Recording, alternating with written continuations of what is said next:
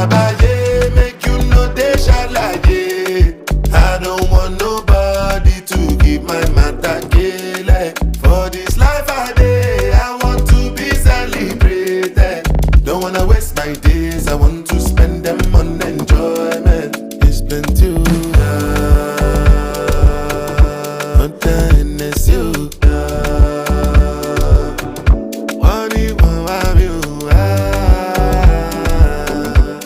everyday party.